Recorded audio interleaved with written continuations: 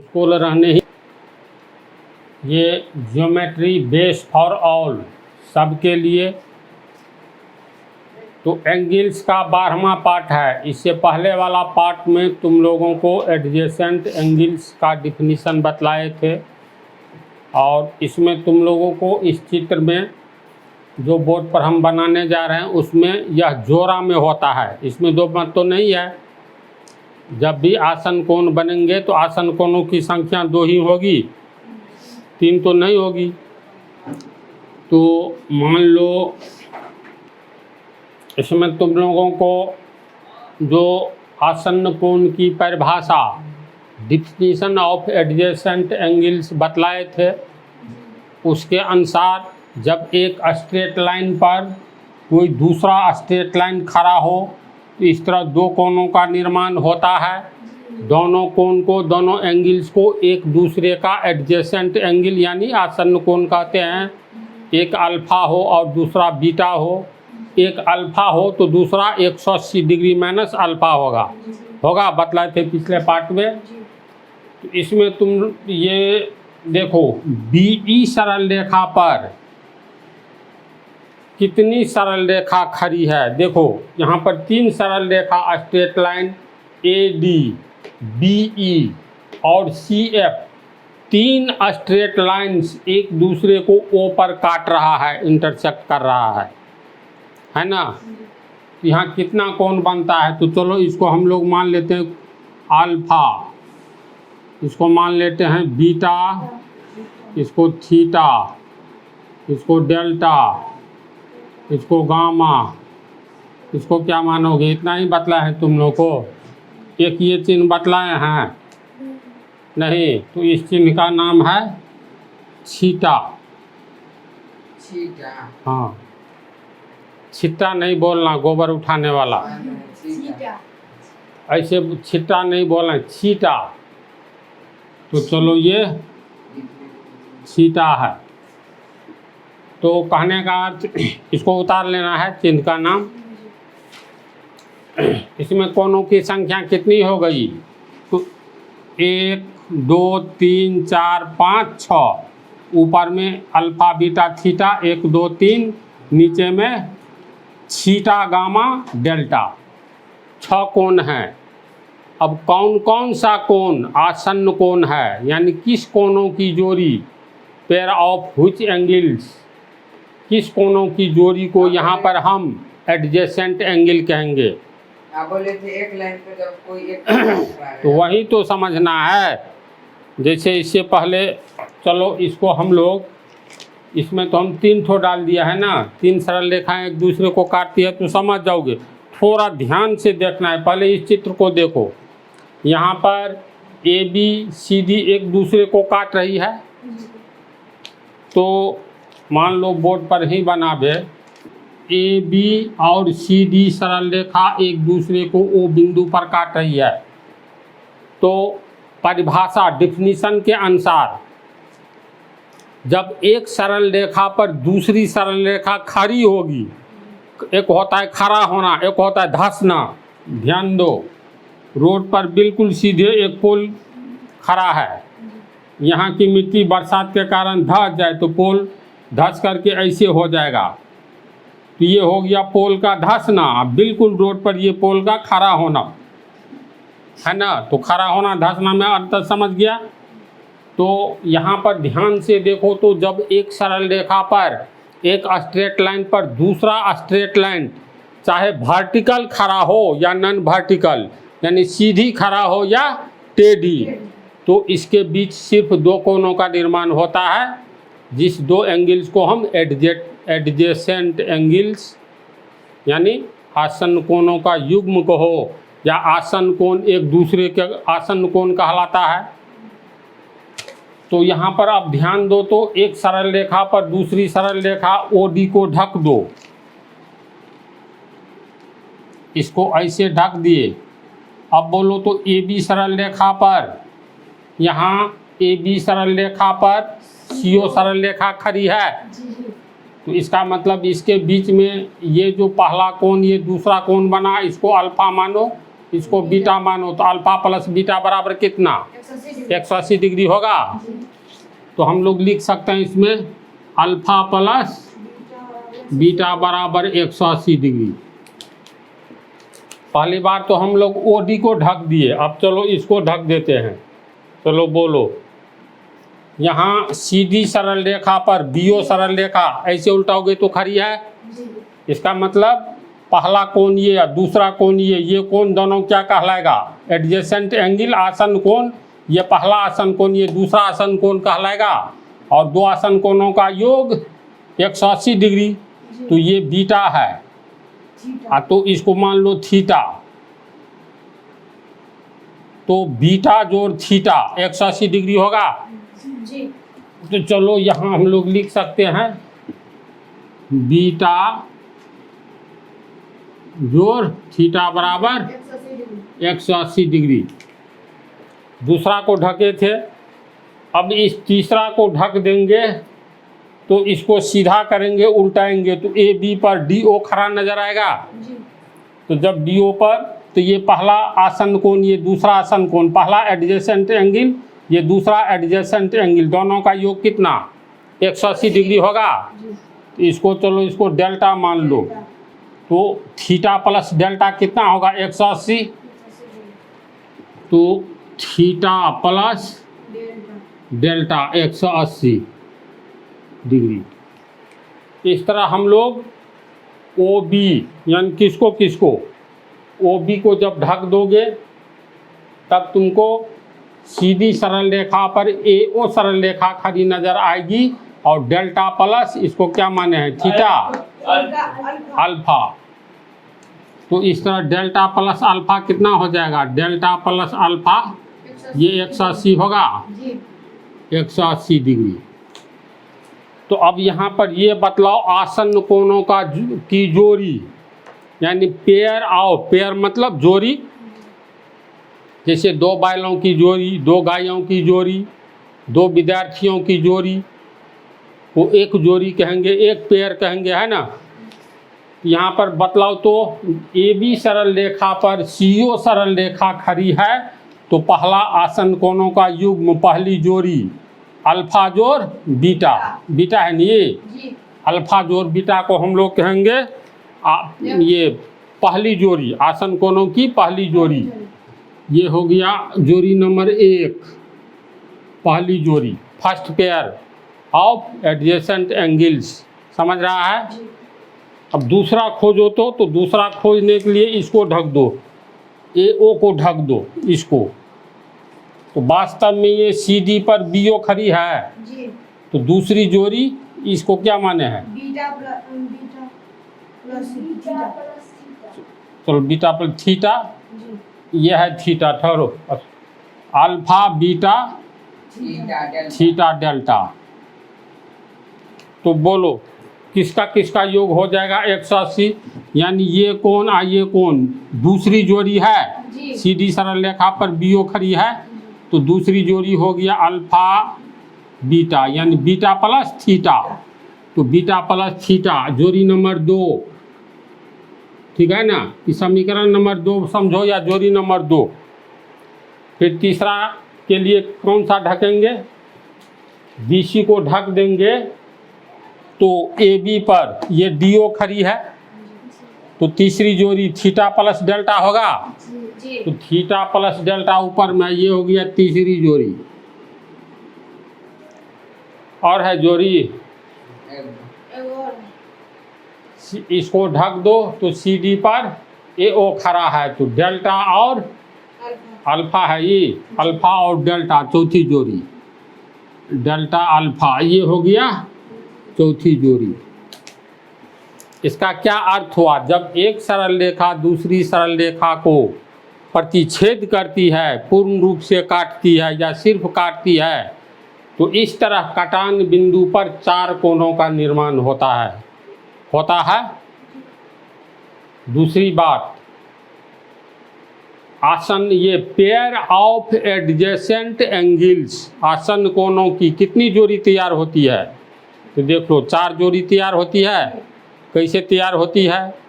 और जब ये आसन कोण का युग्म होगा, पेड़ होगा, तो उसका योग 180 डिग्री हो जाएगा, नहीं हो जाएगा?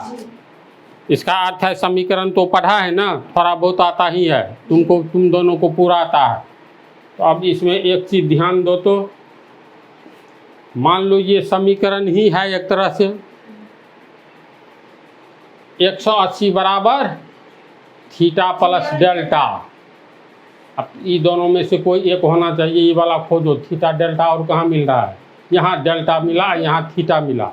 तो ये सोचो या ये, तो मान लो इसके बारे में सोचो तो 180 डिग्री बराबर इतना है समीकरण 4 में, डेल्टा प्लस अल्फा, और डेल्टा इसमें है फिर, तो समीकरण नंबर 3 और 4 से दोनों बराबर होगा, ये बराबर ये 180 रुपया बराबर मान लो देगा 60 रुपया जोड़ 120 रुपया, 60 रुपया जोड़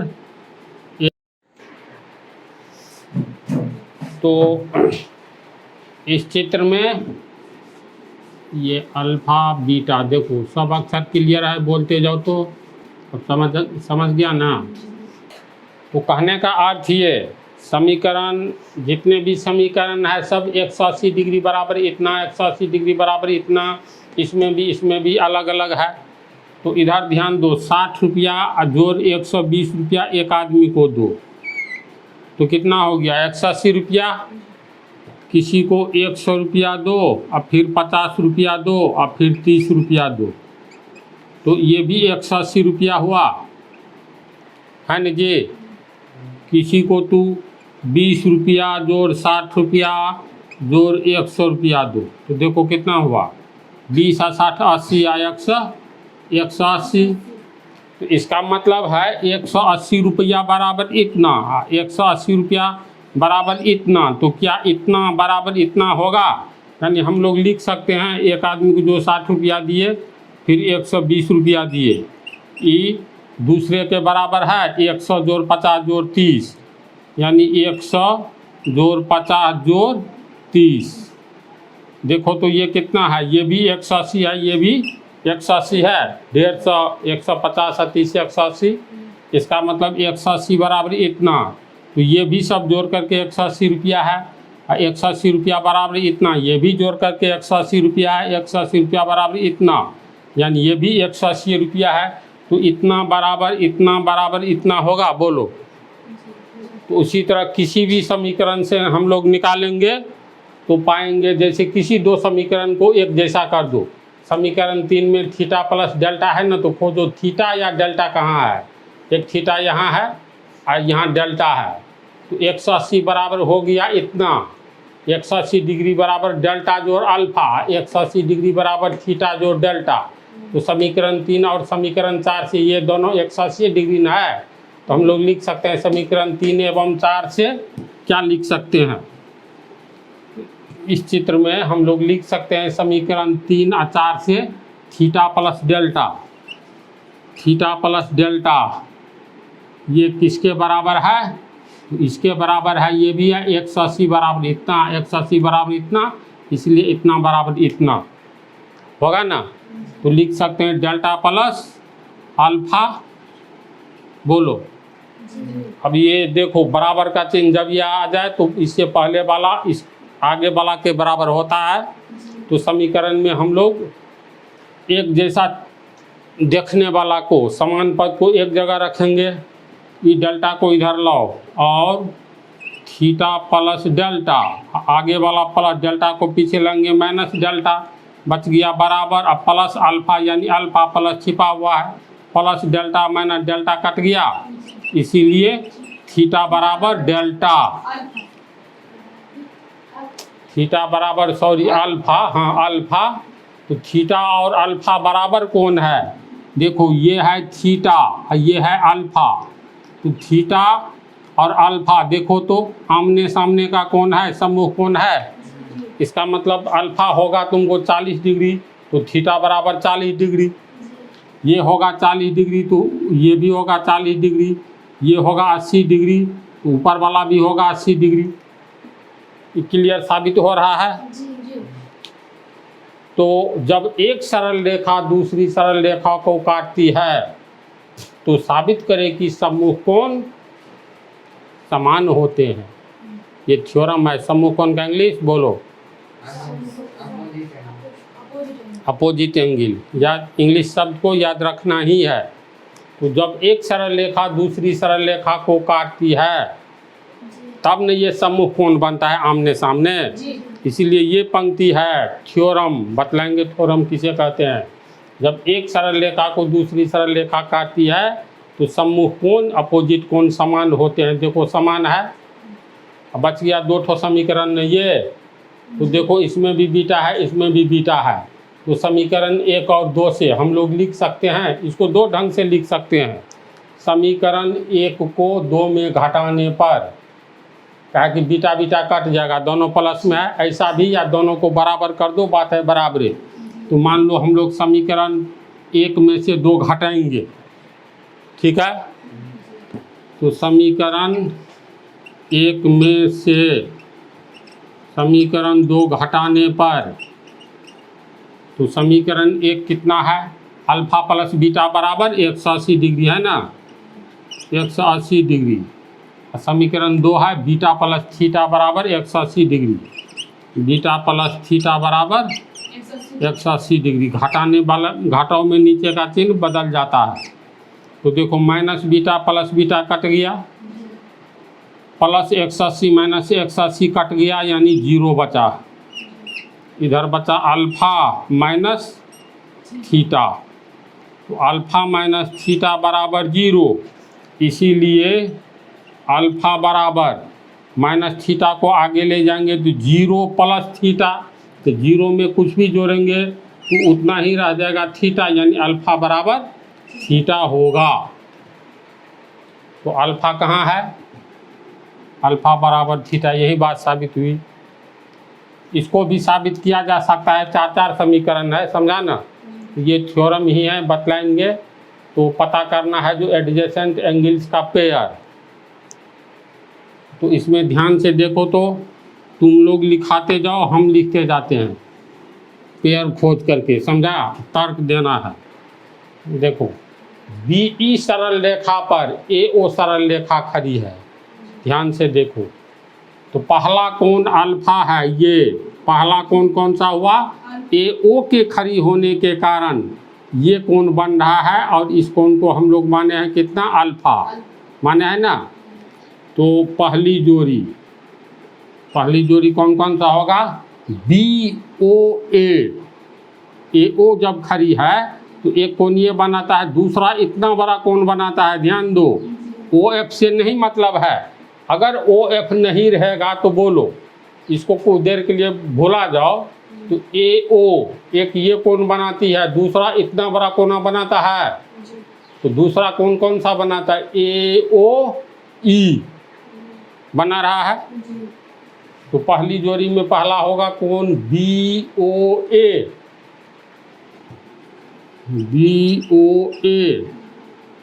दूसरा BOA को अल्फा माने हैं, बराबर अल्फा माने हैं पहली जोड़ी। तथा दूसरा कोण, ये पहला कोण हुआ, दूसरा कोण को क्या लिखेंगे, O बिंदु पर बन रहा है ये बड़ा कोण।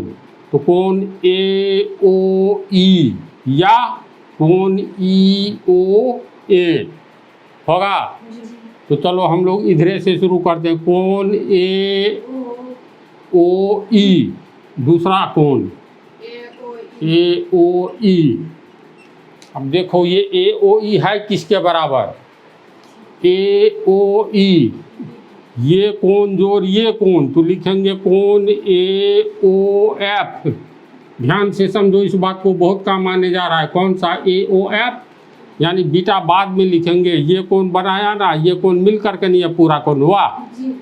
तो पहले इस कोण को लिखेंगे कोण AOF जोड़ कोण FOE, यानी ये कोण लिखेंगे। AOE बनेगा उसके बनेगा तो टुकड़ा में ना है। तो AOE तो लिख ही दिए। AOE ये किसके बराबर है, तो इस कोण के और इस कोण के योग के बराबर, यानी कोण AOF जोड़ कोण FOE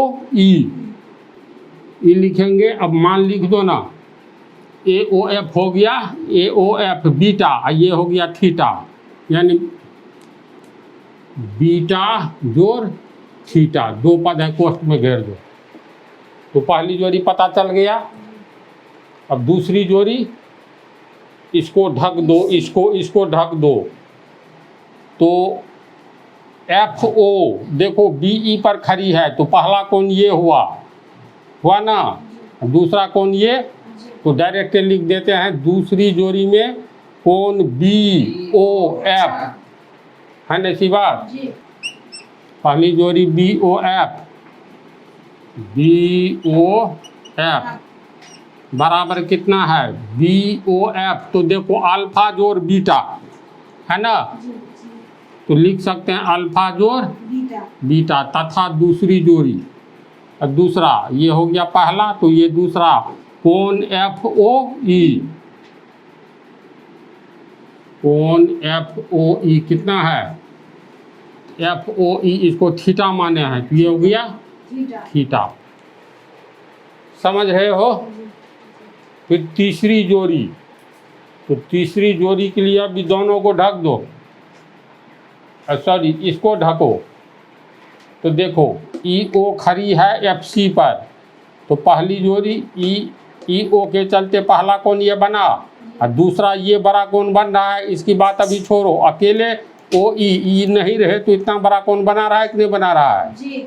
तो तीसरी जोड़ी क्या होगा, ये थीटा होगा ना, तीसरी जोड़ी में पहला थीटा, दूसरा डेल्टा प्लस गामा, डायरेक्ट लिख दे, बोलो तो। तीसरी जोड़ी हो गया थीटा यानी FOE एवं ये हो गया EOC